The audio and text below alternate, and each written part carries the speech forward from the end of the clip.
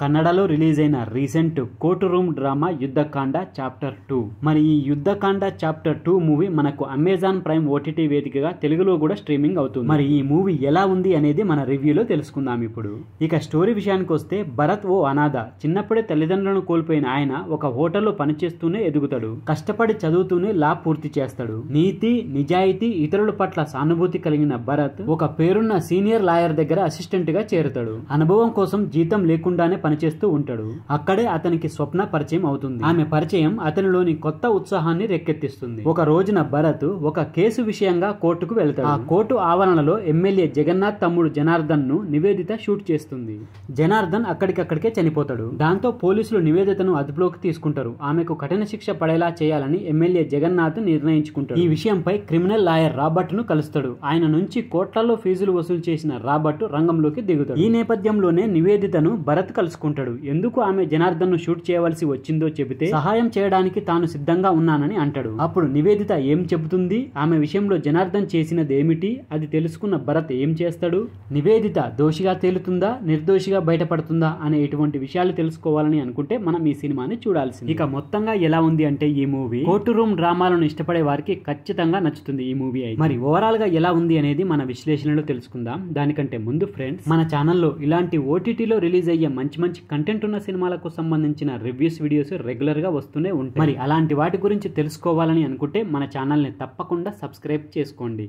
అలాగే ఈ వీడియో నచ్చితే మాత్రం తప్పకుండా లైక్ కొట్టి చూడండి. అలాగే నేను ఒక కొత్త వ్లాగ్ ఛానల్ ని స్టార్ట్ చేసిన, ఆ ఛానల్ కు సంబంధించిన లింక్ ఈ వీడియో కింద డిస్క్రిప్షన్ లో ఇస్తాను. ఒకసారి ఆ లింక్ ని ఓపెన్ చేసి వీడియోస్ చూసి నచ్చితే ఆ ఛానల్ ని కూడా తప్పకుండా సబ్స్క్రైబ్ చేసుకోండి. సో ఇక వీడియోలోకి వెళ్ళినట్లయితే, ఇది లీగల్ డ్రామా. ఒక క్రిమినల్ కేసు విషయంలో సీనియర్ లాయర్ కి జూనియర్ లాయర్ కి మధ్య జరిగే పోరాటమే ఇది.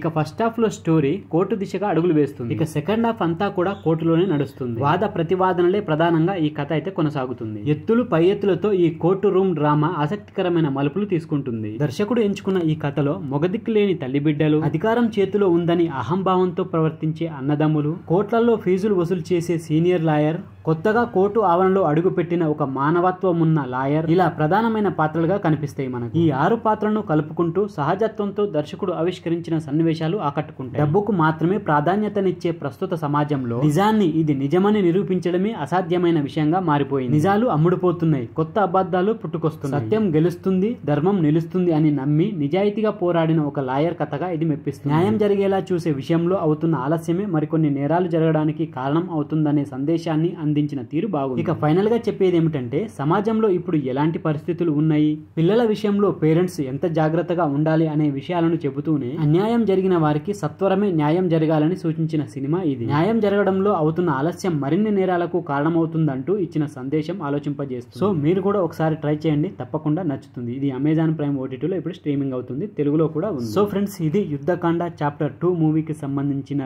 Review video. ఈ వీడియో కనుక మీకు నచ్చితే మన ఛానల్ని తప్పకుండా సబ్స్క్రైబ్ చేసుకోండి. అలాగే వీడియో నచ్చితే లైక్ కొట్టండి, కామెంట్ పెట్టండి, మీ ఫ్రెండ్స్కు షేర్ చేయండి. Thank you friends. మళ్ళీ ఒక మంచి వీడియోతో మీ ముందుకు వస్తా. అంతవరకు బాయ్.